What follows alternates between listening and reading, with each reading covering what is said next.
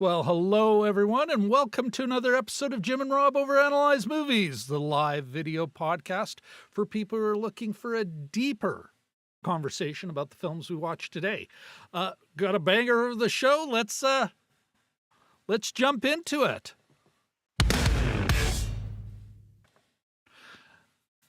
That's right, everyone. We are going to be talking about Sinners. Came out a few months ago. Jim and I raved about it when it came out. I put a link to the See It or Skip It review. Of course, this will be a great opportunity to see if we still feel the same way about this. And also maybe how it might relate to a pop culture story of the day. But before we do that, I think it's time to bring on my co-host with the most, my Borscht bro, Mr. Jim Chaboyko. How you doing, my friend? Good. Boy, very close up. Extreme close up. Good.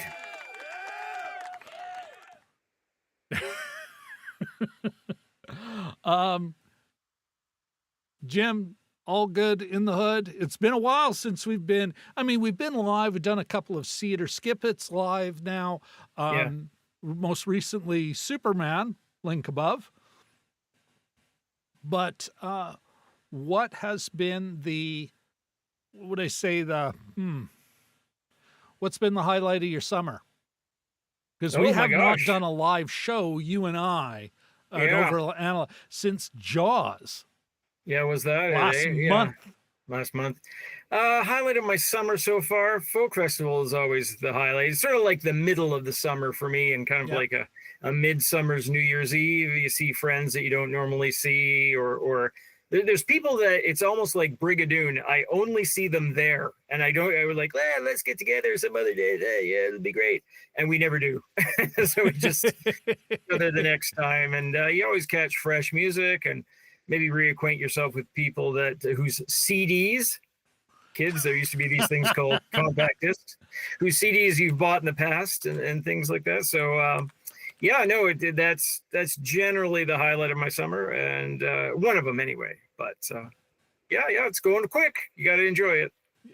You're absolutely right. All right, let's already got folks in the chat.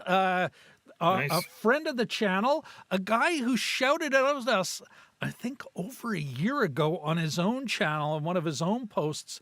The View with Drew is hanging out in the chat. Let's and apparently our timing couldn't be better for him because he just saw this movie yesterday. Oh my gosh. So, I totally get it. It's like, wow, there's going to be a couple other folks talking about this movie that might have blown his mind. All right, everybody. That's right. We are talking about Michael B. Jordan? Ryan Jordan. No, what? Ryan Coogler. Ryan Coogler. Thank you. Michael B. Jordan. That's the star.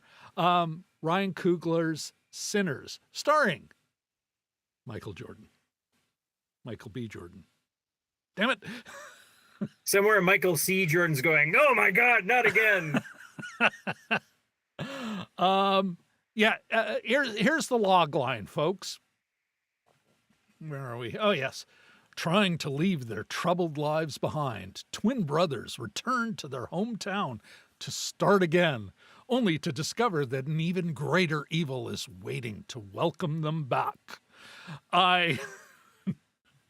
Jim, we've discussed this before. I've become a bit of an aficionado of log lines. I gotta admit, it's that's a pretty solid log line. I don't think it describes the movie we watched. These are not. we just want to make a new start of our lives. They are, yes, these two twins, Smoke and Stack. Get it? Sorry, I believe I even have there we go. These two folks are trying to restart their, or let's say, they came home with a vision, with a dream.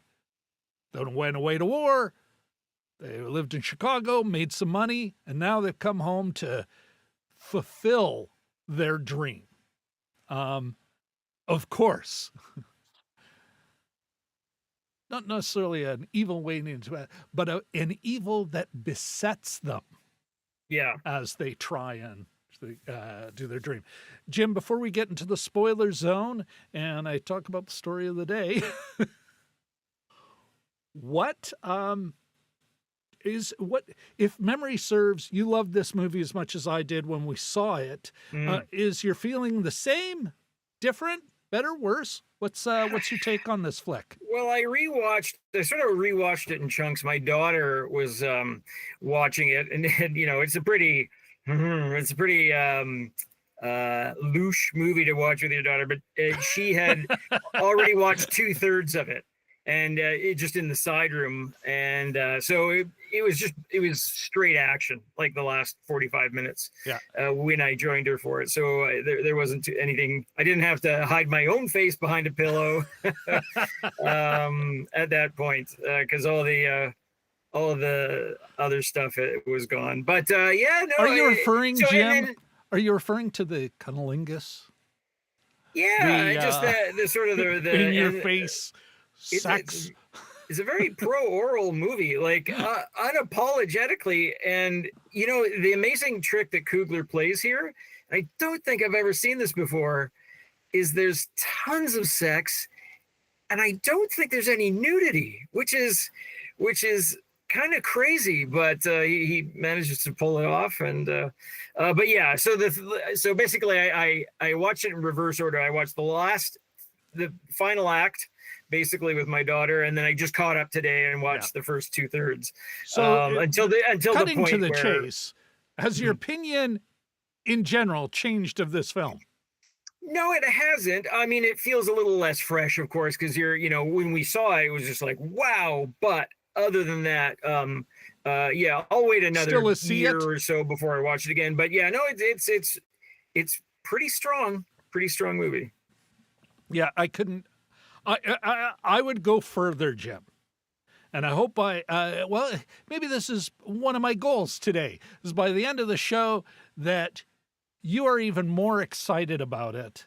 And maybe you'll see it before another year comes around. Myself, I think it is. The View with Drew, he said,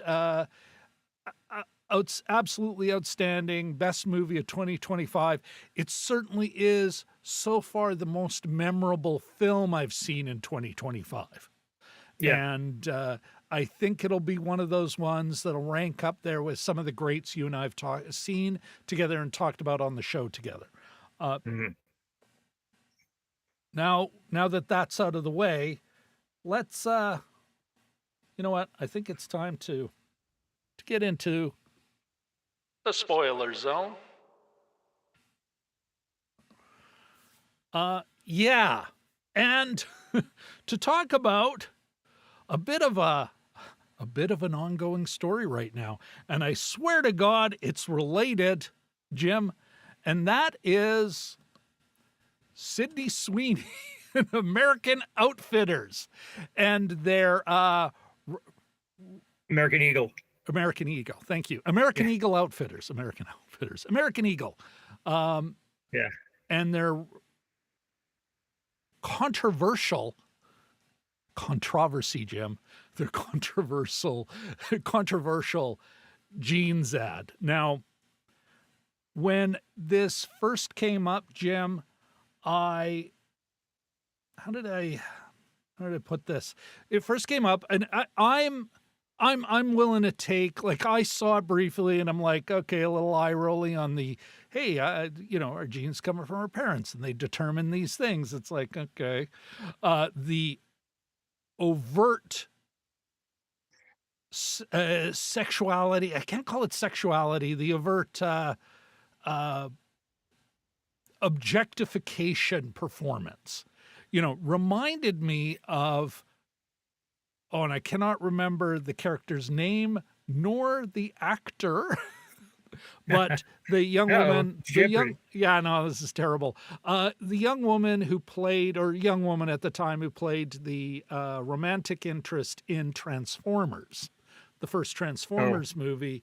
And who is Megan Fox, Alex. Thank you. Yes, Megan Fox. She, like, there's some shots where it's like, that's out of that movie. It's very much, you got a blonde-haired, blue-eyed woman in blue jeans, very Americana, a Mustang, a white Mustang on a pale background, talking about jeans, Jim. And, of course, the gag, the comedy gold being, I have good jeans.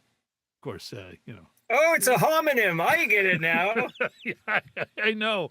Now, already there's, some red flags pop up, but one of the takes online, and I'm not gonna, you know what, it's kind of, as we lean into this film, I am open to changing my opinion on this, but I was like, you know what, on the eugenics stuff, this is part of the conversation that's going on online. A lot of people who are not white AF are going, that's more than just tongue in cheek, and are calling it out for this. And I'm like, I'll take you. Hey, I will take your word for it. I am not a Black American in the American context, but even I can see it's like, oh, this is problematic. And then, of course, Jim, let me get that out of the way.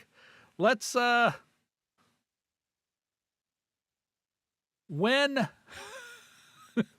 Fox goes, liberal media outlets argue, I'm like, oh yeah, this is probably hella racist. Because honestly, Jim, if Fox is thinking that what's going on in this commercial is fine, and it's just a culture war and leftists and woke jerks, and I was like, I don't know. But even, it's interesting, you can see the so-called bastion of liberalism. Let me pull up another story here. This is NPR, and what they're talking about is, does it mark a shift for ads? And I will put a link later, probably in a pinned comment to both these pieces. But one of the quotes I found hilarious, like darkly hilarious, is I guess, Alan Adamson, co-founder of brand marketing firm Metaforce, told Morning Edition, yeah, I know. It's the Sweeney-centric campaign was a company figuring out how to break through in a world where everything is screaming and saying, look at me, look at me. So, I don't know what your problem is with the overt the overt racism. How else are they going to get noticed? And like it's not everyone, all the history of humankind saying, look at me, look at me. I mean, that kind of describes most human interaction, right? And also advertising, but to try and argue, this is NPR, and they're giving airtime to what does this mean for advertising? Wither the poor marketer, Jim. Yeah. How else are they going to get attention? I don't know, be interesting, creative, but that's just me. Yeah. Now, my critique or my analysis of the situation, you know what, in the reaction, and it was this like, okay, you know what, have at American Eagle, I mean, for crying out loud, it's called American Eagle Outfitters. Like, they're wearing their brand is kind of almost on the nose. Mm-hmm. But, they're worthy of critique, right? Oh, yeah. But I did kind of go, it's like, I'm going to have a little harder time knocking Sweeney, in part because it's like, listen, she is, to quote the Brian Penny, somebody I follow on Threads, she's the W-9 contractor. She is the talent. She gets hired, her agent calls, hey, we got this American Outfitters thing. Do you want to do it? And notwithstanding the fact that Sweeney is considered one of the 100 next, an up-and-comer, she is not not what I would call she's not Julia Roberts. That doesn't mean she can't become Julia Roberts, but there's is equal a chance or more likely that in 5 years no one's talking about her. Like, do you remember, Jim, Maria Patillo? The name sounds familiar, but yeah, no, I can't ascribe it to any one thing. She was the co-star against Matthew Broderick in that Godzilla movie back in the 90s. Okay. And she had done some television, some other film, and yeah, no, she's now a retired actor. Okay. She was going to be the next big thing. Yet another, or one of them, just another, and also very classic American. And when I say American, let's put some air quotes, attractive, very pretty blonde woman. Born fed or however they describe it. Yeah, exactly. That kind of, has that look, right? So, yeah, for me, you've got the Sydney Sweeney, the contract worker, the talent. She didn't produce the thing. She didn't write it. She isn't buying the ad space. She got called, hey, do you want to do this? Are you comfortable if we pop that button one button lower? Because we see a lot of her cleavage. And here's the thing. Not only is she a worker here, certainly a worker with more of the choice than you and I have, but a worker nonetheless. She is also a young woman in a business that has contradictory demands. Why aren't you like this? Well, at the same time, can we get one more button undone? But boy, you really should be concerned about what we think of you. It's not a great place to be, and because it's even worse for women than it is for men in an incredibly competitive business. That clock is ticking. Make that bag, Now, my analysis online kind of stopped there, but, you kind of do a little more research. Maybe she is crazy racist. She is, Jim. This is kind of hilarious. Old Sydney here. She born in Washington, in Spokane, but that's when I think Washington State, I got to admit, I think Seattle. But old Sydney here, born in Spokane, raised in Idaho, in the Panhandle. Think Coeur d'Alene. 5 generations, nice. No less. Religious family. Oh, yeah. So all of a sudden you're like, I'm not necessarily sure she gave it the analysis that I think you should give as a worker, kind of going, am I being used for something that, I may not be really comfortable with? But it's like, it would not be unreasonable for somebody to infer that she is. And she has certainly in other situations kind of reacted, hey, this is all in just good fun. It's like, listen, I only said the N-word in fun. Yeah. The guy who jokes about hitting his spouse. It's like, yeah, the note your wife is smiling, but in that kind of nervous, please don't hit me. So I bring this up, Jim, because of the movie we're talking about. It was a lead-in. It's a lead-in. And because of the movie we're talking about, and some of the more ridiculous takes I have read, and it's almost like, it's like, wow, do you just don't like what the movie's talking about, but you're looking for a way to not like it? Like another reason? Anyway, that's my lead-in. Do you have any thoughts specifically on Ms. Sweeney before we get into the meat of everything? Yeah, I took a look at. I guess there's a series of ads because I saw one of them, and I thought, yeah, it's not very engaging, and she comes across as a little bit, I guess she's trying to be coquettish, but it comes across as like kind of overconfident and a little bit irritating. I just gave it a shrug, and I didn't look into it too much more than that. It's one of those things too that I have members of my family in the house, my wife, who doesn't do doesn't go online, is not involved with social media at all, and she has no idea that this is going on right now. Yeah. So, and not to, that's not, bringing it up is probably worthwhile. But it's funny how some of these things flare up, and then something else comes along, some other outrage, and takes it away. But yeah, this is is this mainly an online kind of thing? You read a lot of headlines these days, which is like such and such creates a stir, and it's like, no, I'm not asking about the controversy. Yeah. I'm asking about the content of the ad. And maybe what we'll do, let's put a pin in it, because I think if you look at it, if it would just be a formalist for a sec, just looking at the ad and what it's saying, not about the reaction. Yeah.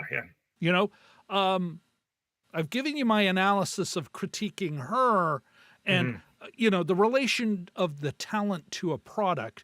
But I also, and I think this movie speaks to that, and speaks to our channel, the channel tagline, the channel motto, it's never just a movie. And an ad is never just an ad. It's not just we're having fun. Oh, yeah. It's never just a movie. And that's why, I let's put a pin in that. Sure. Because we talk about this. Like I specifically chose the ad because it's like, oh, wow. Sinners, I think's, kind of, there's a dialogue here, a dialectic. Yeah. Okay. Yeah.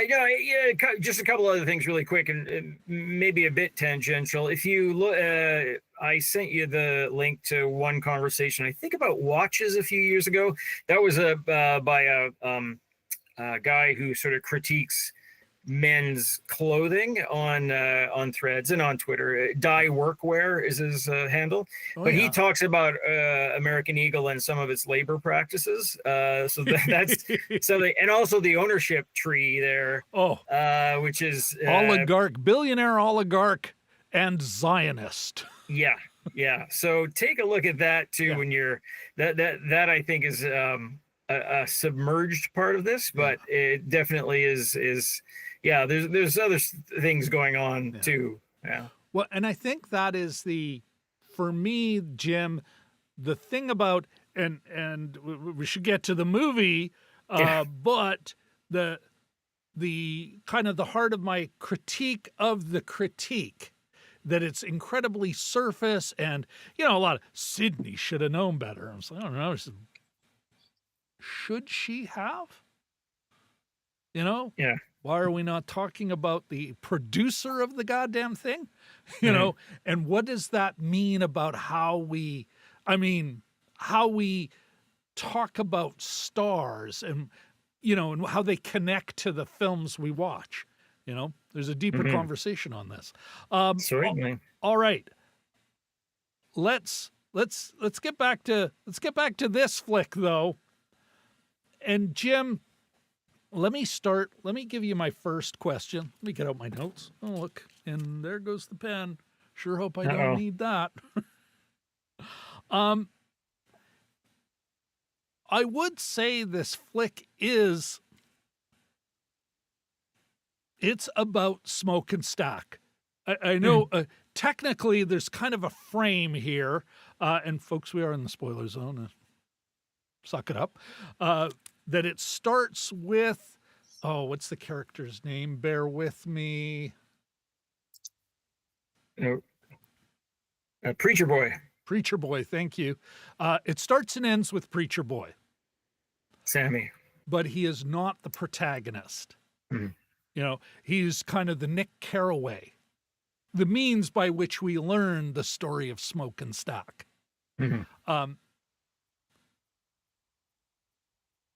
But it's also a movie about sinners. why Sinners?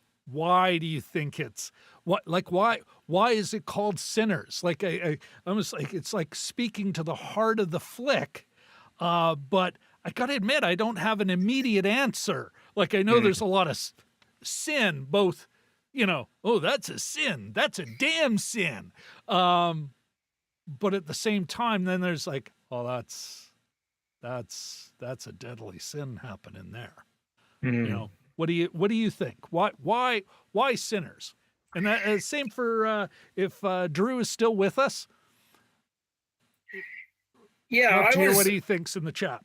I was thinking of this too, and so there's two ceremonies that they show in this movie. Is that they show the church on Sundays, and they show the juke joint. I guess it's a Saturday night, and I think you have Sinners is the juke joint.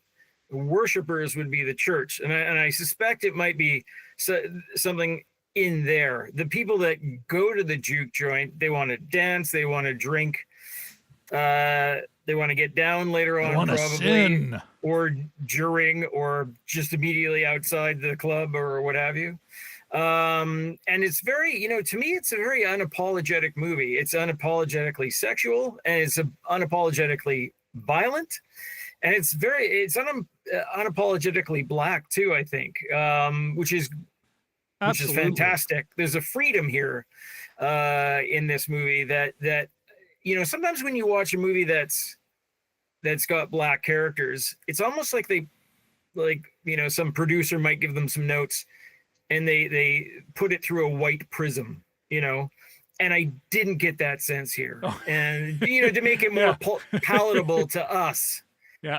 And I just got the sense that, we were watching something, it's a movie, it's a kind of a horror movie-ish, but, at no time did I felt that I was being condescended to. So anyway, so it's an unapologetic movie. These people are who they are, and they're unapologetic about it. They are sinners, and they recognize that, I think. And their ceremony is not the church on Sunday, although they might go to church. Yeah. It's the Saturday night juke joint. Well, it's that dichotomy, right? That, the night is for sin after, but in the morning light, almost like a cleansing light. Yeah. And then you go to church. And it's interesting that everyone in the church, because it's sort of hey, we start at or almost at the end, and then we cut to, then it's all told in a big long flashback, and then back into the future, and then into the far future. But everyone's in white. Yes, yeah, the color palette is totally different. Yeah, it's a very dark looking movie, which I tend to like. If I'm taking pictures, I like them to be darker. Well, do you think it's dark, or it's rich? Yeah. It's rich. It's all colors. It's not, because again, going back to that beginning, that time, anytime at the church, when he's talking to his father or his father's also a father, a pastor, it's white and cool. Mm-hmm. Whereas any other time, it's hot and color rich. And do you know what I mean? Like, yeah, well, even in, part of my favorite, when I watched this the first time, part of my favorite scenes were out in the fields in midday, which is typically not good for photography or shooting anything. There's no golden hour, but right in the middle of the day, there's this. It's almost, I don't know. I don't use the technical terms very well for camera work, but it's almost verging on day for night. You know what I mean? Like it's so bright, it's dark almost. Yeah. And it was kind of a neat effect. And the look of that the look of it, like it's a great looking movie. And the look of that first act is really something else. And that's part of what drew me in. I thought, wow, this is a great looking movie, and everything else fell into place. Yeah. I'll come back to my first question in a second or later, because I'm not sure we've really answered that. But maybe this is another way of getting at it. So ostensibly, it's about these two guys, smoke and stack. They go away, they get some money, they come back to establish their place, to own their own juke joint. Of course, sold to them by a local Klansman who's, of course, like all these pieces of is going to end up ripping them off or trying to rip them off. Yeah. As a final you to the black man in the Jim Crow South. What? Yeah, I know. As opposed to the black man in modern day Minneapolis, St. Paul. Yeah. Because that guy's getting such a good ride.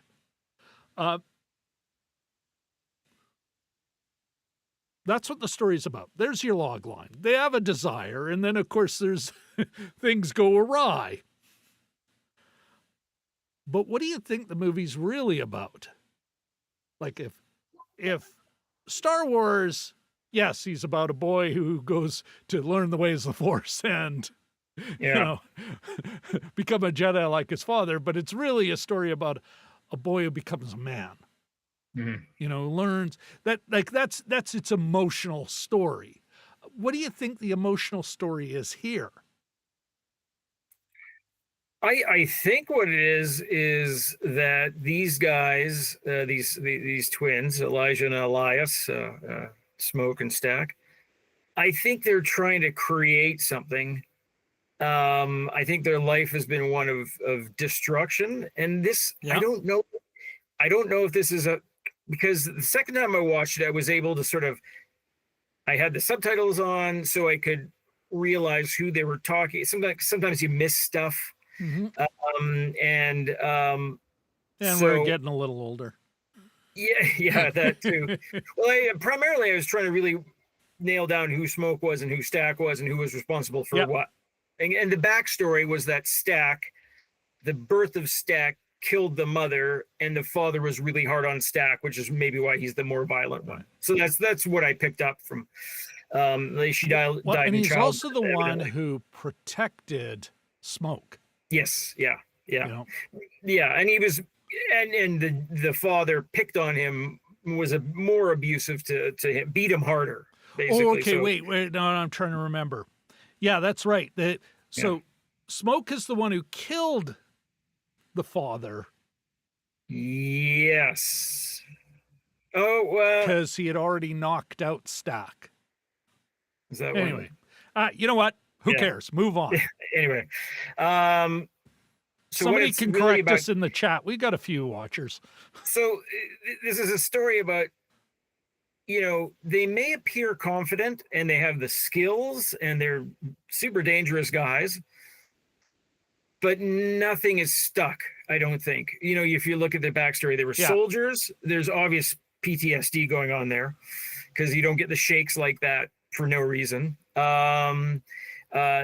Chicago wasn't a bust, but they stole their money to establish this thing. And so they're men of violence. Yeah. Born in trauma. On the run.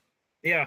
And not just the trauma of let's say, growing up black in Jim Crow, Mississippi. Mm-hmm. It's Mississippi, right? Or is it Alabama? No, Mississippi. Yes, Mississippi. Then they go to war, more trauma, more violence. Chicago working for gangsters. And then they steal from the gangsters, and the gangsters haven't figured it out. I didn't quite get what the gimmick was there.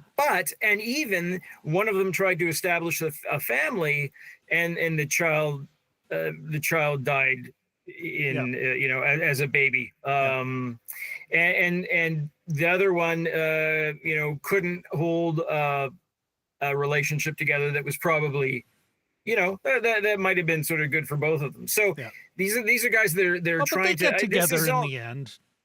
Well, yeah, for a few minutes. Well, the other one.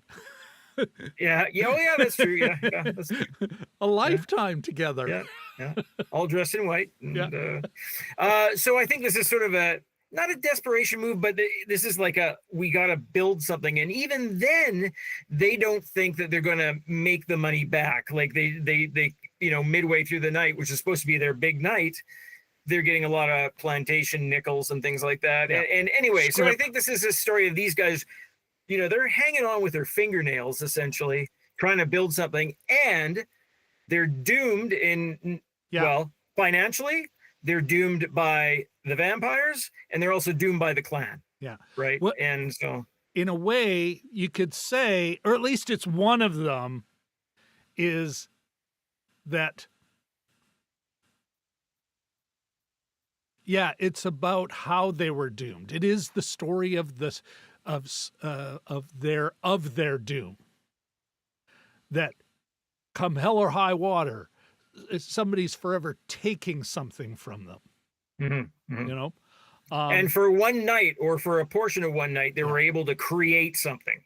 Right. Like, and as Sammy says at the end, until it got bad, it was the best day of my life. Yeah. And a beautiful moment. In that. Okay, I think we're zeroing in on it.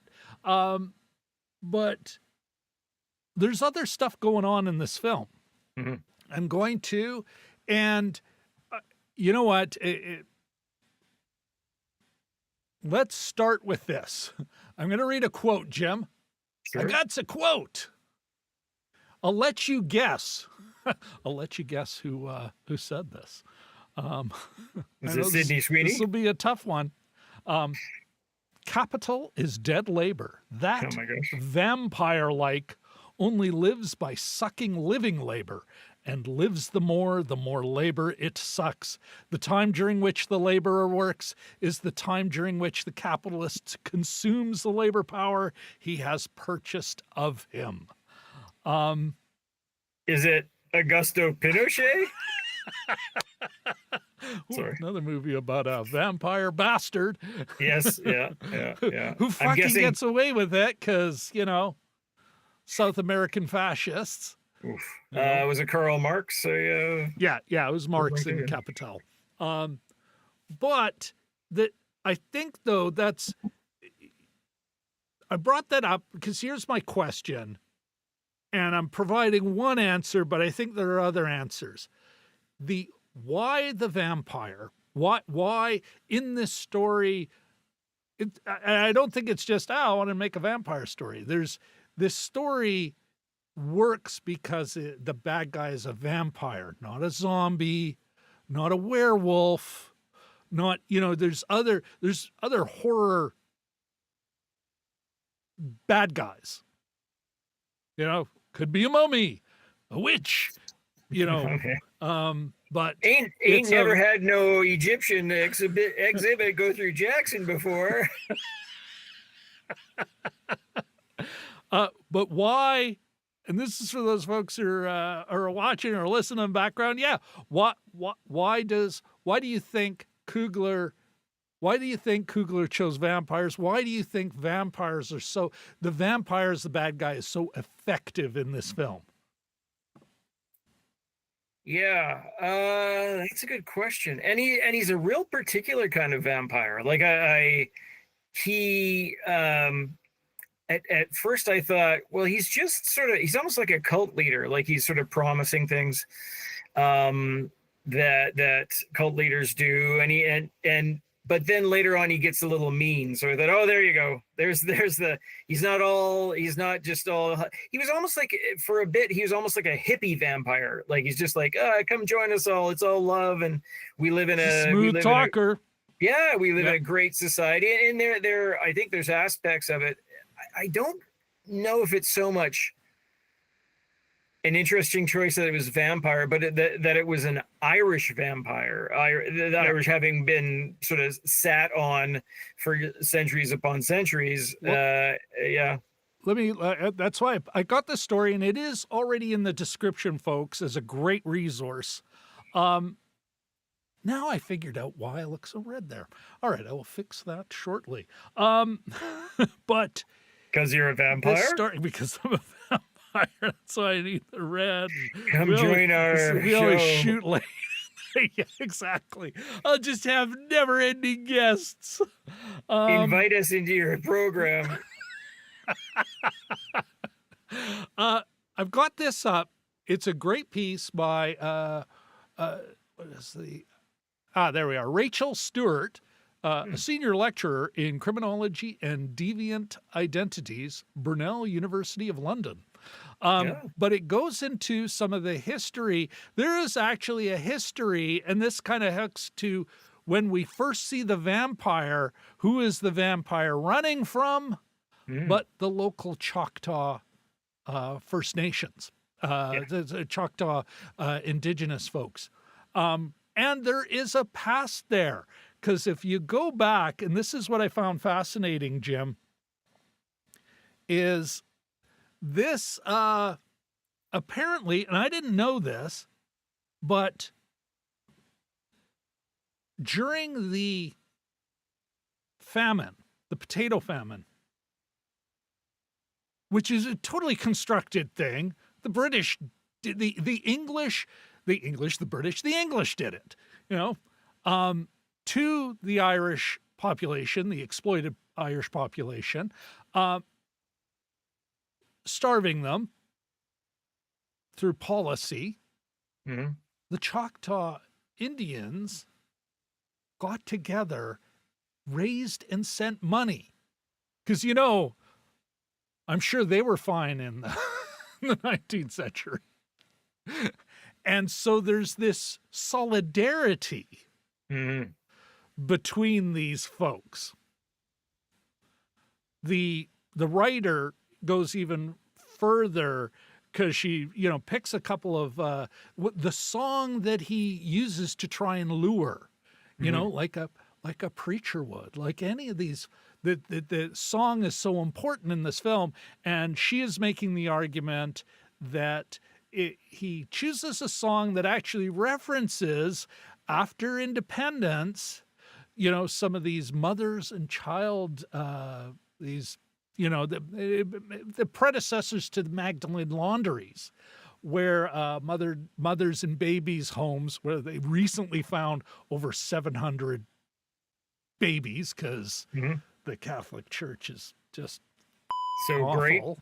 Great. Such a great organization. Yeah, just a great organization, like a vampire on the Catholic these institutions that become vampires on their own, the community that they allegedly serve. And he uses a song from that community. Not, there are other songs that would be more of, hey, we're going to go fight our mutual enemy. And she makes a great argument that what he's really then doing is like, here, you can throw off that oppressor, join me, and then I'll oppress you. Yeah. What do you like? No, that's absolutely, yeah. Some of Remek's arguments too aren't actually all that bad. I mean, I don't want to say I want to become a vampire. No, I think that's great. But he says, we have freedom here. We believe in equality, and by all accounts, they did. Well, an equality of one more equal than others. Yeah, but also, long life, all that kind of like you won't be hungry, you won't feel pain. There's a couple other things in there. There's a little bit of a cost, but like he does have a few. It's seductive. Positive, yeah. Where you can see that somebody might find it a positive sort of, especially. I mean, speaking to who he's speaking to, their exploitation, because it's interesting that the and almost like an allusion to the first. Here's this Choctaw going, listen, Mammy's not who you think he is. Yeah. You know, like you could transpose it to our not even transpose it. All these period movies are really about now. And it's that seductive, that siren call of the demagogue, saying, come with us and all your problems will be fixed. And meanwhile, there's a Choctaw talking to like, not who you are, and here we're here to help you. Thinking back to the sequel, please. Well, but I'm also thinking it's like, oh wow, kind of like how further up north, not the Choctaw. I guess they'd be like not Iroquois, but New England. Those tribes helped those first, when I'm sure looking back, they're going, oh, we should have let them starve. Yeah. Should have let them all starve. I've often wondered what if they could have done one thing to repel everyone off North America. Invent metal really quick and, I don't know, make it like a spear gun or, I don't know. But you look at it was never like, I mean, all that pro-European narrative of colonization is almost always leaned on technology. Oh, they were just stronger. They didn't stand a chance. It's like, at so many times, it was really the imperialists' ability to exploit division and play one off on the other that really did them in. That and disease. And that's not like, you got one kind of evil smart, that lure that, hey, we'll give you this. All will be, you and I will beat your enemy.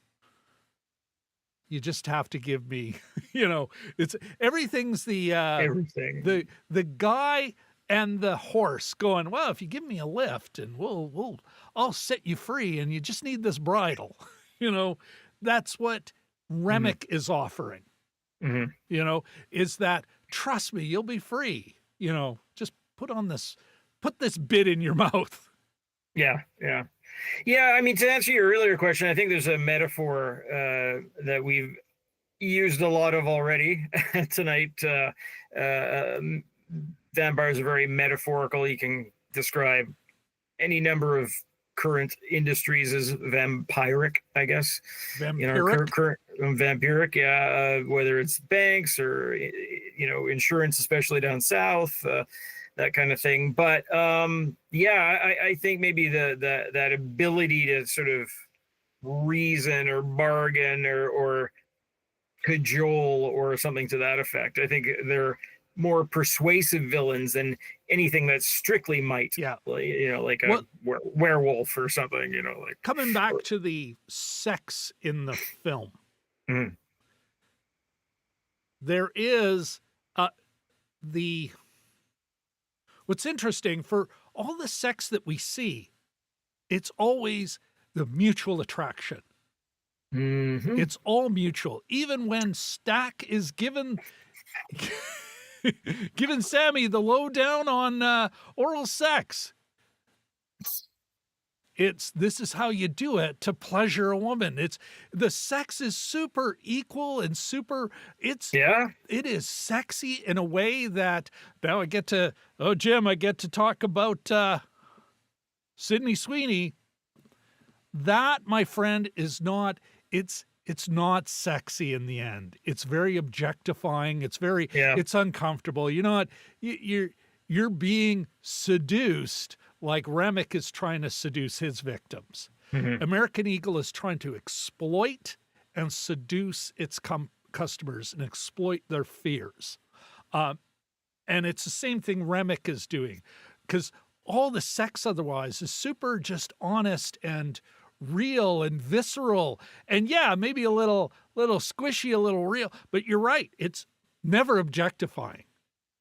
Even when, who's the woman who Sammy does go down on? Perline, thank you. When Perline walks away with a bit of sachet when they first meet, that is hot in a way that it's like you just you feel the attraction, but you don't feel like you're a creep. Yeah. You know, whereas whether it be Megan Fox or Sydney Sweeney, the camera implicates me. The camera, it's like, I don't want to watch this. I feel like a creep. Mm-hmm. If I was looking at some woman, no matter what, I'd feel like a bit of a creep. You know, we can notice we got, oh, that's attractive. Anyway, tra-la-la. Eyes, what are you Robert, watching in there? Yeah. Well, yeah, you know, there's a pornographic element. Mm. Whereas here, it's like, no, this is hot. I didn't, you know, I kind of understand, you know, you and your daughter watching this little, it's like, oh. Yeah, I'm glad I sort of, it was more strategic on my part. It's like, oh, the final third of this movie, I'm all in. The sex is done. But yeah. Coming back to the theme of this film is the vampire is almost always, and vampires almost always playing on a kind of a seductive, but no payoff. You're forever. It's the vampire offers what the pornographer offers. You know, titillation, maybe ejaculation, but never any sex, never any just good, honest, mutually pleasurable sex. You know, and I think that's one of the things going on. One of the great things about this film, and why I think one of the reasons why the vampire is it is almost it's perfect to talk about this, because it is that how the poor, and in this case poor Black people, exploited, are forever lured. You know, they're both beaten, murdered, like terrible violence, while at the same time somebody's trying to, hey, you know, I got the way, including, to a degree, the preacher father of Sammy. You know, because the sea really is, you know, freedom in the next life. What's that doing you if you're getting screwed in this one? Yeah, that's a good point. Yeah. Jim, let me ask you about this. I do think, or maybe this is more, let me bounce this off you. Of course, I picked that quote from Marx because, you know, I am who I am.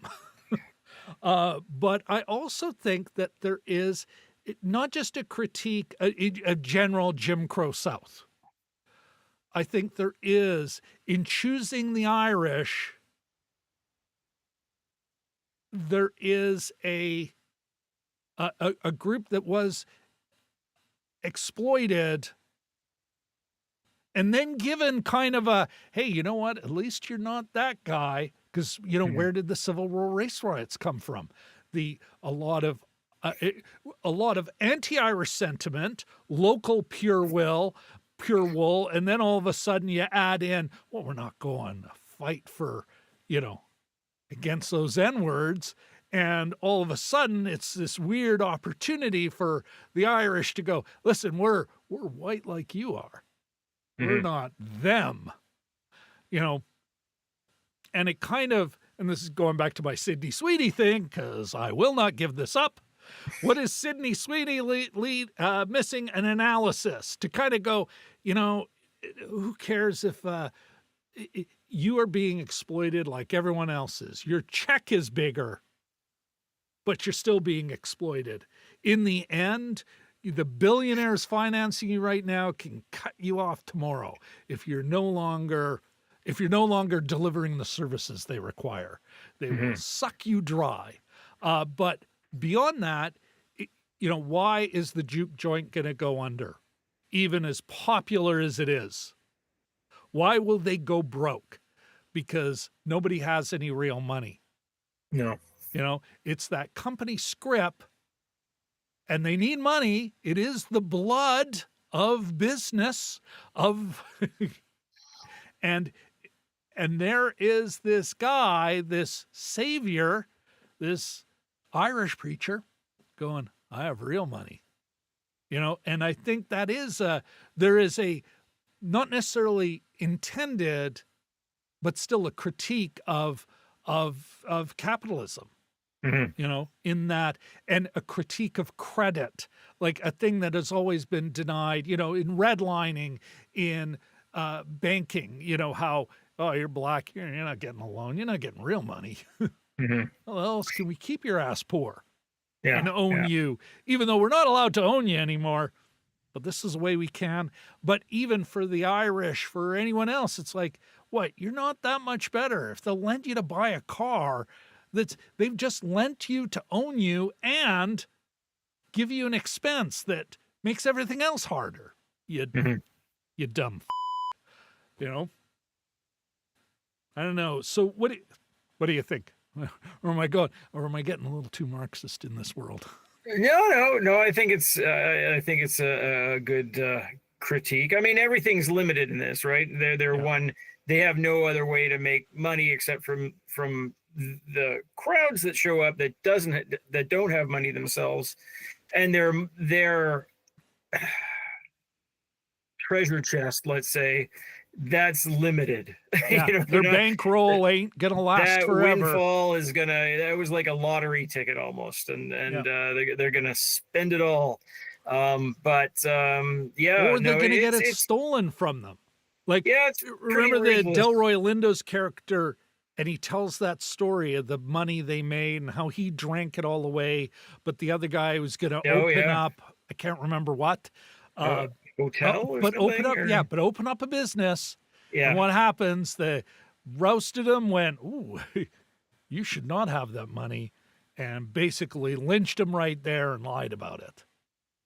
Yeah, I sort of wonder how anybody survived, like this human race of ours. But there's also Delroy Lindo's character when we first meet him at the train station, and he's kind of got a buzz on and he's playing for the crowds, make a little extra dough. Yeah, and Stack, the meaner one, the one with the red hat, anyways, is offering him. He says, come play with us, and look, I got a bottle of beer. If you sign right now, you can have the rest of that bottle, and we'll have some more for you. How about $40 a night and anything you can drink? Well, he says, if I go to this one regular beat up place that I always go to, it's forever. It's $2, whatever the hell. I get a few dollars, I drink it up, I'm good as new in the morning, and I'll go back, and they'll still give me money that night to play again. And to give it back to them in and he almost predicts. He says, how long is this venture going to last? Say I go to yours, I say yes to this, how long is that going to last? Like I think he's got a little bit of a, although he wouldn't know about the vampires, of course, but I think he's got a little bit of an inclination of where this is headed. Well, yeah, even the vampires are really just a spike in horror for these folks, because it is the only way you're surviving in the South is by keeping your mouth shut and staying poor. And even then you're gonna die. You're gonna die in spirit, and then you'll just die of an industrial accident, or they decide to beat you up, or you got lucky one night, so you get punished for your luck the next day. It's, and these, brought to you by the Mississippi Chamber of Commerce. Like, I often wonder, a lot of these American stories, anything set in South Boston, like, you got to get permits from all these people, and all you do is sort of, probably rightfully crap on the place. It's kind of funny, but well, and I think though that in this. I think that is one of the many things the movie's about. They were, like you had said at the beginning, Jim, early in our conversation, these guys were hooped. They were doomed. It was going to go under because the economics aren't there. The demand is there, but these people are too poor to pay what they need to get what they need. because they do need this place. It is a place to do the thing that is called sin, but is really living. Mm-hmm. What did we really see? Why was it Sammy's best night of his life? Because they were living. They were being themselves. Yeah, he was being an he was being an artist. He had a chance to sort of, exactly. Yeah, they were artists, dancers, in the best sense of the word. Express, like, being amongst themselves. How doomed it was, because if the vampires had never showed up, the clan was. Now, mind you, probably Smoke had a plan already for that, but they mentioned the trunk at one point, and I missed this the first time. Is that you forgot the trunk? You're supposed to remind me, and it's like a brief, 30-20 seconds, and just to make sure that we see that Browning automatic rifle. Yeah, that it doesn't come from nowhere. But I just talking now, I'm thinking, if the vampires hadn't attacked, if the evening went like they thought it was going to go, maybe not made as much money, but everyone left happy, and they were able to collect some receipts, what would the morning have been like? I guess the clan wasn't expecting anybody to be there when in the bright light of day. They had 4 or 5 or 6 or 7 truckloads of guys that were going to just shoot up and burn down the place, I guess. And then would there be a plan? But it's only because they because Stack died that well, let's put some air quotes on that. That Smoke was able to say, fuck it, we're screwed anyway, I'm going to take these guys out. I was saying to my daughter, imagine writing the police report for this the next day. First of all, like, everybody who was in the club, and we are in spoiler zone, everybody but one person dies. Like, everybody who was there, nobody escaped, which kind of bugged me because I'd like a couple people to escape. Anyway, there's no indication that they got little Lisa. But a couple do. What's that? A couple do escape. Well, yeah. Oh, yeah, we're not in the spoiler zone, but we are in the spoiler zone. What are you talking about? So how many hundreds of well, let's say 100 of the Black Townsfolk die? Yeah. Well, the Chinese grocer, which is probably a cornerstone. Yeah. The two grocers of the black community. And then, in a world where white rioting with the support of the police have planes bombing. It's like, hey, what? That never happened. There's but also, that is totally believable that 100 black people would disappear overnight. 20 or 25 white guys in the morning who happened to leave bodies, unlike the black community, because they were all vampires and they went up into the ether. But who writes the police report for that? And the white guys that showed up would be the same guys on the town council, would be the landowners, would be the farm operators. Like, these were generally the guys, local bourgeoisie. Yes, the rural bourgeoisie, the guys running the show. To a person, shot the hell up, their bodies left for display. That it's kind of like it's a great big swing. I happened to find that segment where he takes them all out. I found it so satisfying. I might have air pumped in the middle of the theater right beside you there when we first watch it. But it's just such a satisfying. And that last one where the guy tries to reason his way and he just kind of pumps the machine gun into him. So sweet. I love that. It's that bullies thing. The bullies getting their comeuppance, because God forbid that ever happens. But it was a great cinematic moment. Very satisfying. It's also a, oh my goodness. Apparently I'm being informed of something on my smart speaker, my allegedly smart speaker. I think what's interesting is, unlike, even when Remick dies, like, you're glad that Remick dies, but when the other vampires white, some of them are white, some of them are black. You're glad that who survived did survive. I'm with you on one level that it's like, a couple more would have been nice, but Yeah. At the same time, too many people survive. I think he errs on the right side because too many people survive. One more person than should survives, and it's like, well, no stakes. Here, stakes, consequences, horrible consequences. The town would have been wiped out. Die that do not deserve it. Their fate is undeserved. Unlike so many other horror films where you're like, well, there was a sin committed. We've talked about this before, where it's like, yeah, these people, any sins they've committed are either A, just labeled it a sin, or B, like what's the moral line that any of these people crossed? They're all suffering trauma or just trying to get by. Smoke and Stack, their fate is in many ways undeserved, but, and I think that's an interesting twist on the horror, and I want to talk about a couple others, but I think coming back to this, it's the only time you go, now here are the real bad guys.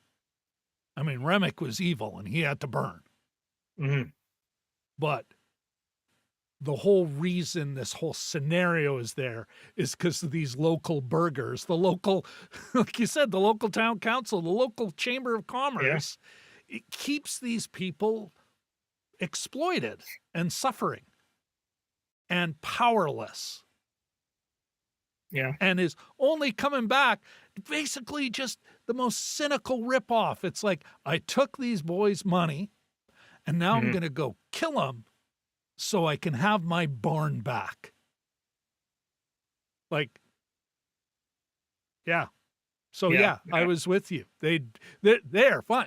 Fine. Oh, good. These guys, all these deserve to die. Oh yeah. All,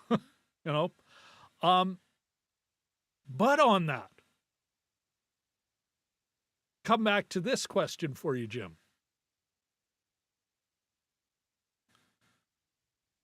Remick's the bad guy. These Klansmen are the bad guy. But I'm thinking of a couple other horror films, like great horror films you and I've seen. Nope. We have not covered on the channel, but I also think of another Peele horror, Get Out. Get Out? Yeah, Get Out. Get Out, yeah. Yeah, and that idea, this fascinating thing where it's like, you watch those films and it's, the villains are, in all three, like some is just these faux liberals.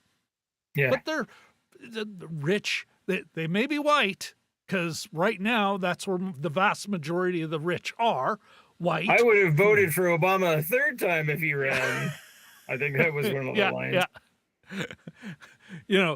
So this faux liberal, in Nope, it's, let's say, the media machine. Yeah. Spectacle. Here, Jim Crow South.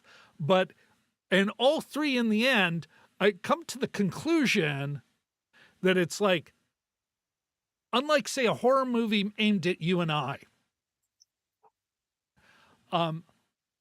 these movies are primarily aimed at Black people, Black Americans, and it's like, yeah, you kind of see the threats to their lives. It rings true because it speaks to the very real threats to their lives. Vampires with the, like, and it's interesting, whereas you look at something like Twilight, where it's like, oh, this is, what is this? This is weirdo white people going, no, I like the monster. How can I be the monster? in Jordan Peele's version of the Twilight Zone that was, that's been sort of going around. I'm not sure if they're still making them, but they did for a couple of years anyway. Yeah. And one of the episodes involved a kid, like a grown son, Yeah. and his mom, and it was sort of a time loop.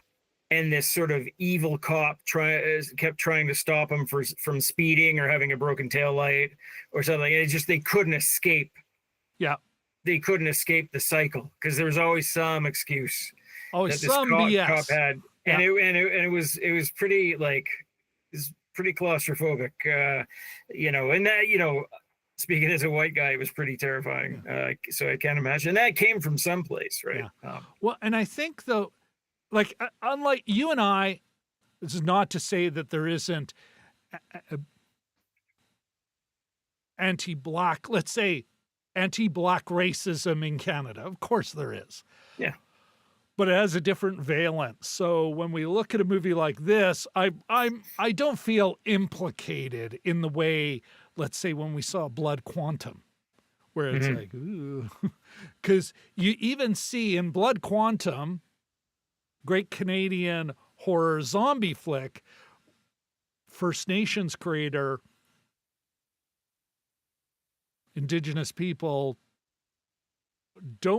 can't succumb to the zombie thing, but all the whiteys do.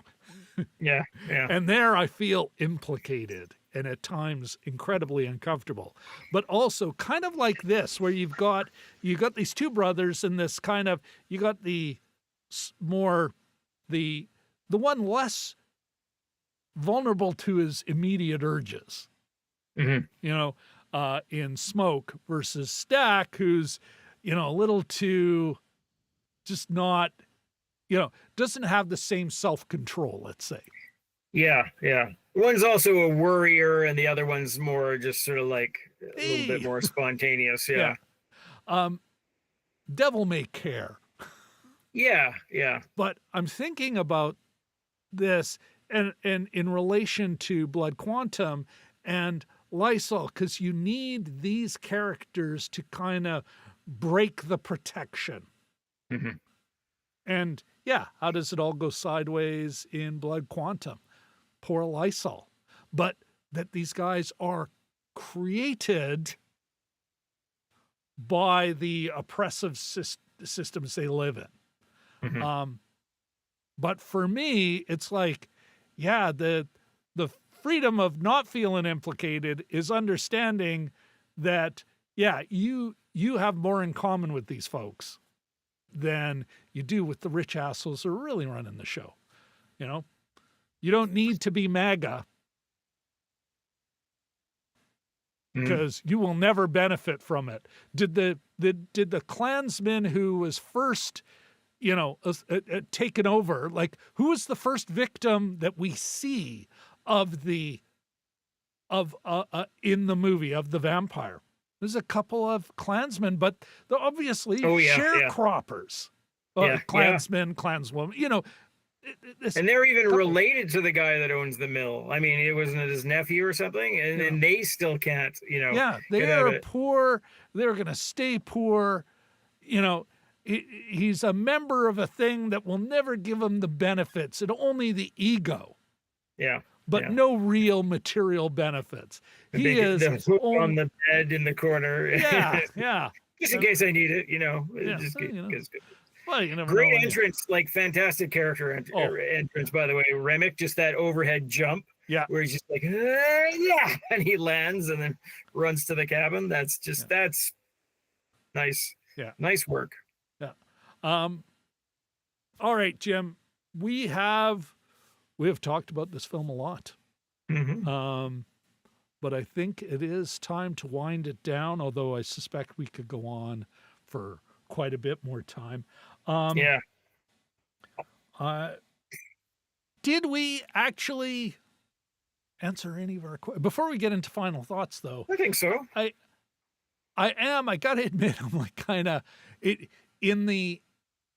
I said, what is the original sin in Sinners? Oh yeah, and this idea of sin and sinning and what really is sinning. certainly one of the themes of the film. How what these people are doing is the thing that's labeled as sin that must be done in the dark. Yeah. Whereas in the cool light of day, it's all about denial. But if we were to, and this may be inappropriate to this film, but if we were to answer that question, what do you think? What do you think the original sin is in this movie, Sinners?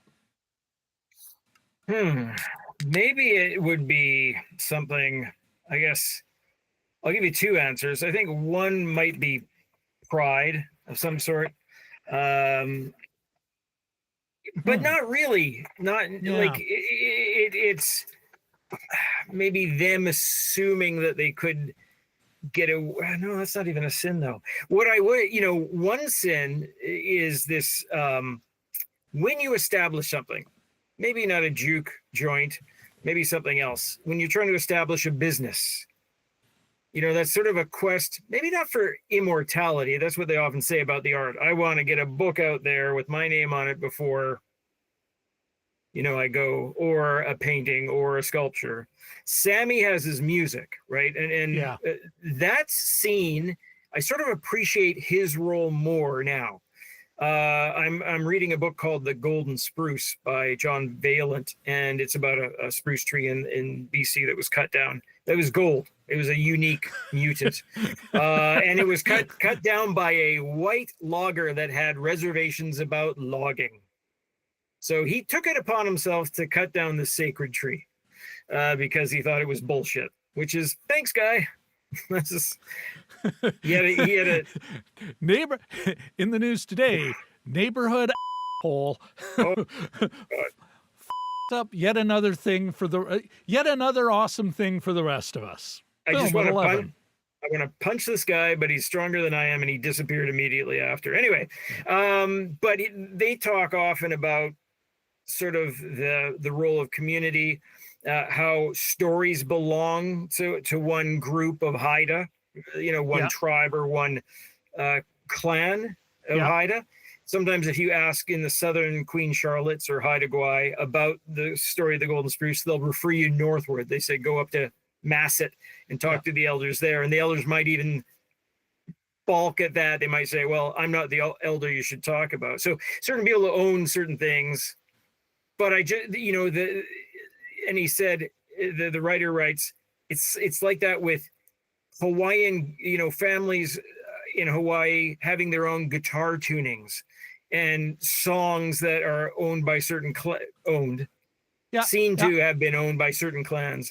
And with this one, it's the role of the music, and we didn't talk about that great musicology lesson that Delroy Lindo gives right in the middle of it. And how important it is. Like, what does the vampire want?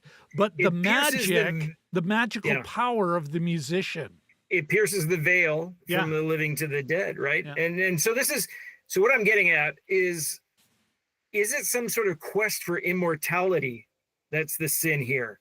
If you choose the vampire way, well, that's maybe not a great decision.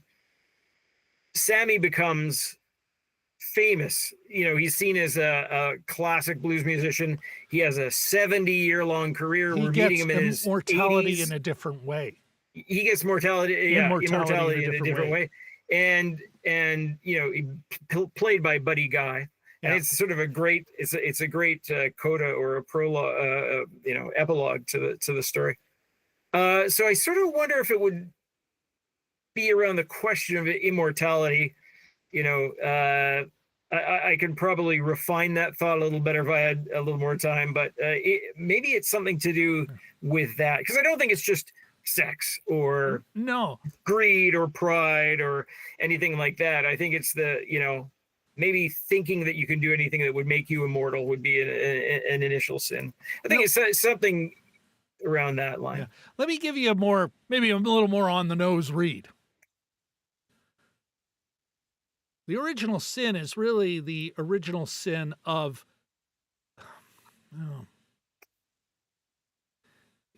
if a country could make a sin, and this is, you know what, I'm gonna lay it down, and then I'll critique it afterwards. But The original sin, if there is one here, is the original sin of slavery. You know, that there it is. Like from that and trying to maintain that slavery after the legality of owning a human being as chattel was abolished. Well, what other ways can we put people in bondage and keep them there? There's the original sin. Anything else that happens in this film really comes from that. Yeah. Now, I think that this is always a tough one. You know what? It's funny. We love to talk about Canada, the United States, Israel, Ukraine, you know, these nations and nations' right to exist and the sin of a country. And I'm like, I don't know.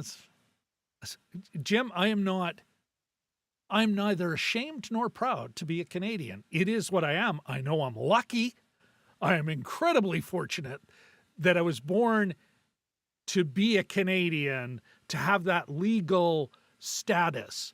I've been across a few borders as you have, and it's like, wow, that passport, gold, baby. But, and it's, I think of this, and this is why I'm always like the United States original sin. It's like, I don't know, a bunch of super rich bastards, you know, love it to say, oh, we're all sinners here. And it's like, you're the only one who benefits from it. And for the, let's say, whether it be MAGA or here Maple MAGA or, you know, any kind of bigot, it's like, you dumb you're not benefiting from it.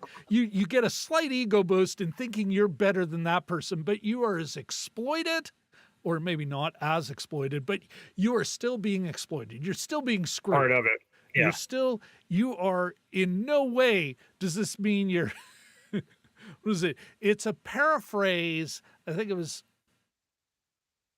the original, the person it's always attributed to, I think it was always attributed to Walt Whitman, this idea that Americans aren't poor, they're just temporarily embarrassed millionaires. Apparently that's actually a paraphrase by a different writer who said, hey, Walt Whitman told me this, you know. But yeah, that's another con. That's another scam that's placed on you. You are never going to be, you are not a temporarily embarrassed millionaire. White, black, Asian, your chances are you're getting screwed, you know, by the super rich. That said, I still kind of okay with this idea of that being the original sin, the slavery and human bondage, that kind of that level of exploitation. That is, I might critique the idea of a country making that sin, but I can certainly call it it is so obviously a sin, a horrible sin. And that is what starts everything here, is the real cause, which is why it's so satisfying. We really are, through the whole thing, seeing a debate amongst the exploited and trying to just live a life under this sin.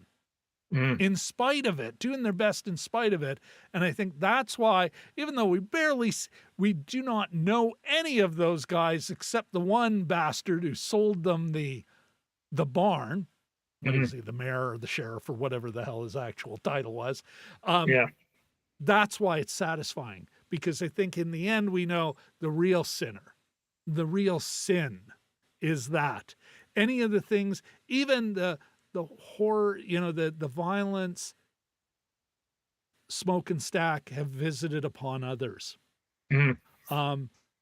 It pales in comparison, because even there we see when he shoots the two guys in the that's not a little thing either. Yeah, But what do we see? They're going to need patching up. It's, you're seeing the rules that these guys feel they need to live by. Mm-hmm. And they're not right or anything, but you get it. You see cause and effect. It is hard to judge that person for that. Whereas, the Klansmen at the end, all, Yeah. And so that grenade in the truck. There is my answer to the question. The original sin, the original of sinners is slavery, and the only real sinner. I mean, of course, you got the vampire. He's a bastard, obviously, but the otherwise, it's the it's the clan. It's the local, but not even the clan, the local burghers. Like you said, the town council and the chamber of commerce and the getting a little lead sandwich for breakfast. Yeah, exactly. Yeah. Good. All right, Jim, let's, I think it is time. I believe it is time, Mr. Chaboyko, to get into final thoughts. But before we do that, let me shamelessly beg anyone who's still watching or might be catching this on the replay, let me shamelessly beg you for a like, a subscribe, and hey, Jim, you got your bell ready? Oh, yeah. Oh, we're actually showing it. There it is. Sealed with a kiss, I think. It's a wedding thing. Oh, ring for a kiss. Great. They actually armed their guests with it. Yes. Who knows? Maybe they were trying to protect the glassware. Yeah, that's a good point. The venue said, here, no bells. We'll just give them, no. We want to have some of the glasses left. Just here's a bell. Shut up. Our costs are going up. Jim, I'll throw it over to you. What are your final, before we wrap this up, what are your final thoughts on the movie that is the greatness, the amazingness that is Sinners? Yeah, I wrote a few notes on my phone here just as I was watching it again tonight. I don't think, and maybe I'm wrong about this, I don't think I've even seen anything about the Asian experience in the South. And so the two Asian characters, the business owners, Bo and sorry, I forget his wife's name, but I don't think seen an Asian character with a Southern accent before, like in all the movies I watched. So that was kind of cool. And when you watch it with the subtitles on, it mentions what languages people are speaking. And so, it says, we'll say in brackets, in Mandinka, in Yoruba, and the Chinese language that they were speaking was not Cantonese, but it was something called Tai-Shanese, which apparently is a real thing. It's like a dialect related to Cantonese, a little more geographically specific. Yeah. That's how specific this thing got. Like this is not just they weren't just sort of like hastily drawn up Asian characters, I don't think. But that was cool, as were the subtitles with serif. they were not sans serif, they were full of serifs. That was cool.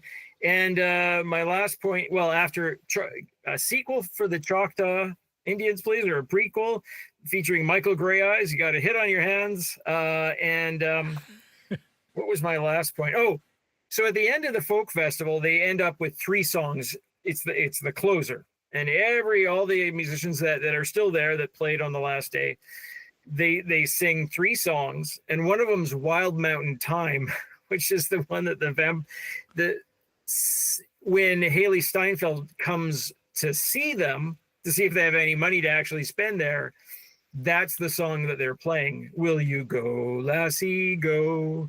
And so that's one of the, and I thought, I wonder if anybody's catching that vibe at the folk fest. Like, it's getting dark, you're in the woods, and you're singing in the night Wild Mountain Time. I sort of wondered if that had gone through anybody's head. But anyhow, I made that connection and I failed to put it on social media. because it's a timely thing. I should have, but anyway. So those are my closers. Yeah, just really, yeah, really a good movie. Like very satisfying. Good. Yeah. That's this weak word. Very satisfying watch. Anyhow. Okay. Well, then it sounds like would you say your level of appreciation for the film has gone up now that we've had this conversation? Oh yeah, I mean yeah, not that definitely. You didn't appreciate it before. No, but it does sound like you're it maybe have moved up a notch. Yeah, no, definitely. I can't believe it was April 18th. We must have seen it a while ago now. Oh, that's months, what the posters. Yeah. It's I guess technically not a summer movie, but in this spate of summer movies, and we've seen a few. This is probably, and I've been kind of underwhelmed by a lot of them that I've seen in the theater. This is probably the best one, I'd say, for me. This year, summer, spring, summer. Suspect I'll be referring, much like I referred to Blood Quantum. I don't think Blood Quantum was as good a movie as this, but I think I'll be thinking about this movie for a while. And that, yeah. So I'm gonna get into my list, Jim. Sure. One of them was just some really terrible takes. I briefly mentioned one where, well, you know what? You got to go to Reddit to get real, the real horrible take. What did they think on Twitter? Yeah. Truth Social. It's like a peanut butter and ketchup sandwich. I knew nothing about the movie beforehand, you liar, except that it was a vampire movie. I was honestly so confused for the first half because no vampires. I mean, honestly, Jim, what an they broke all the rules. What an hole, But that's Reddit. But there are other like really terrible takes here. Here's another one. And this is like in Vulture, where are we here? We need to talk about the Irish dancing vampires and sinners. Need to. And then, it's like, oh my goodness, this is the first line. Sinners is a movie unafraid to look silly. And it's like, honestly, Jim, I'm like, what movie were you watching, Nate? Yeah. You dumb Well, he got two things right, that it was a movie and it was unafraid. And then he lost me after that. Yeah. And he goes in and he's basically, I guess, well, this is the thing, Jim, in a lot of critics, a lot of pros, partly they're vulnerable to being cynical, and they're also, are they even paying attention? Or are they kind of half watching it and half taking notes? And then they look up and they see the Irish dancing, which is, again, it's sort of a conversation between that and what we saw before it was really kind of a magic display in a way. And it's like, did he look up there from his phone and go, oh, that's silly? And I didn't pay to watch Riverdance. Yeah. And it's like, so the terrible takes. And I'm wondering, I want to now see what he said about the dance scene in The Life of Chuck. It better be talking about how silly that was. Yeah. Which leads to my next thing, The Life of Chuck. Jim, I mentioned this before. I did enjoy the movie. And there's a big dance sequence in the center of it, sort of the midpoint. In many respects, it kind of speaks to the heart of the movie. But honestly, I don't think I will remember that movie because of Sinners far longer than it probably deserves. I mean, it's a perfectly fine movie. It's got its sweet moments. It's not, it it in some ways elevates the short story, which I also read just to kind of, or well, novella, whatever, one of those mid-range ones King does every now and then. Yeah. Bigger than a bread box, but smaller than a bread crate. Yeah. But when you look at it, you really go, wow. And that's, I think, speaks to another thing about this film, about how much, again, it comes down to the money, even how the way you look at the way Sammy, yeah, he's a big time blues player, but he doesn't take the big bucks he doesn't take the big industry bucks. So while he may be a big deal, he's still playing in a small club, still willing to take a couple $100 for somebody who wants a private show. Mm-hmm. You know? And yeah. So all of a sudden, he's not Jay-Z. He's not, nothing against Jay-Z, but this is not, I know everyone thinks Jay-Z and Beyonce are so liberal, but come on. He's certainly not, he's certainly not Kanye West. Or he's a working musician. Yeah, a working musician doing great things, connected to human people within a community. Incorporating the scars from the Vampire King into his logo, which is pretty fire. Ballsy. Yeah.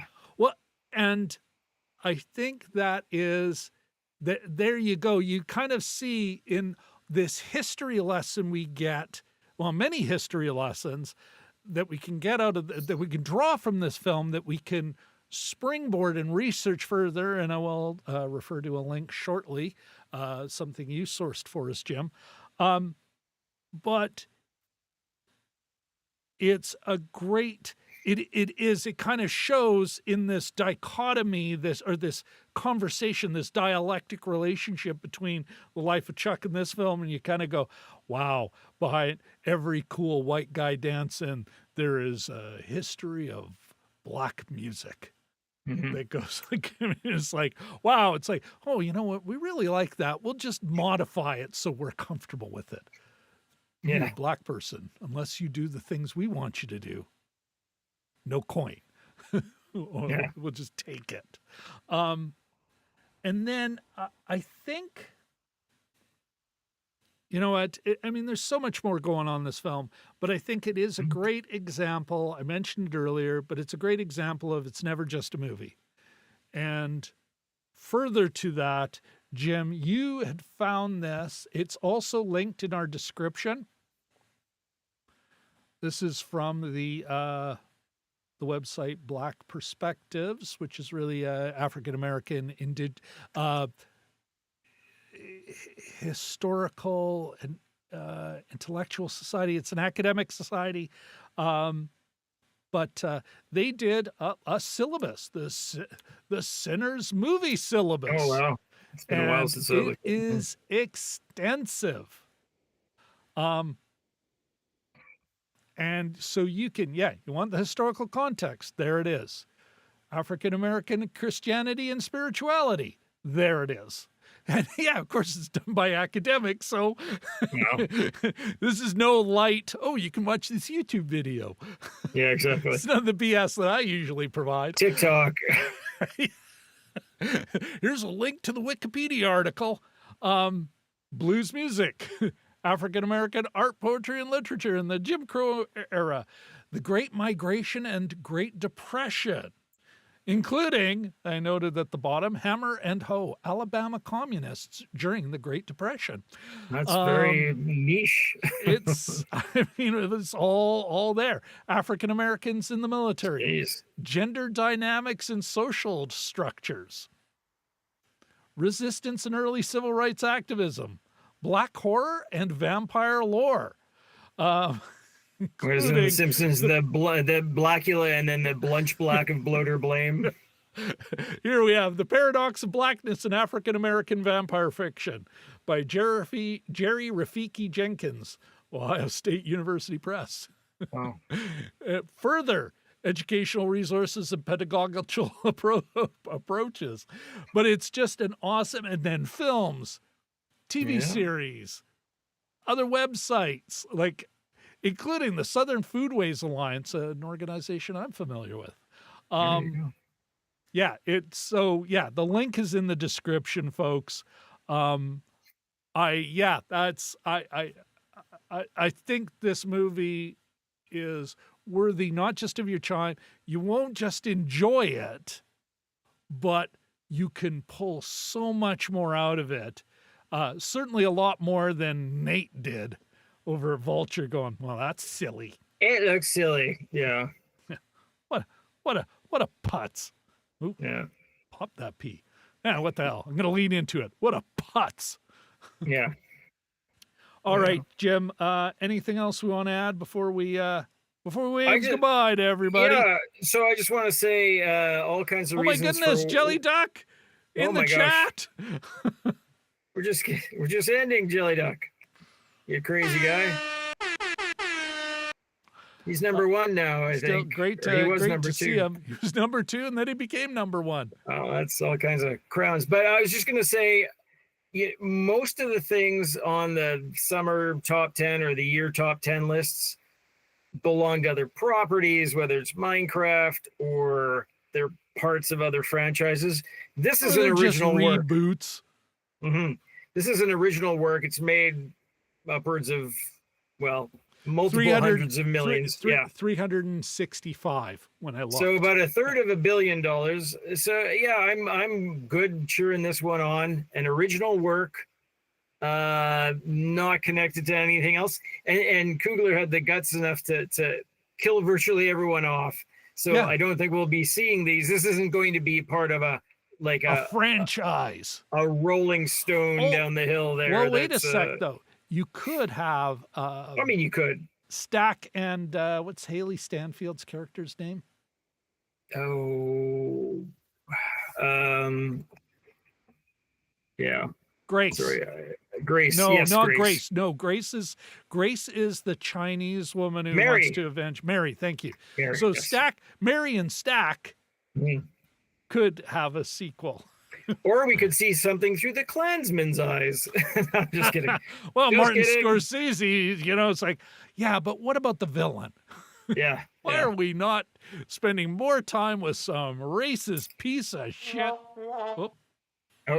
Not the right sound effect. All right. Anyway, so original work, go see it. Yeah. It's pretty great. Yeah, and of course, before you go, please give us a like, a subscribe, and maybe one more ringy ding of that bell. Also, I'm not Evan. I'm Jim.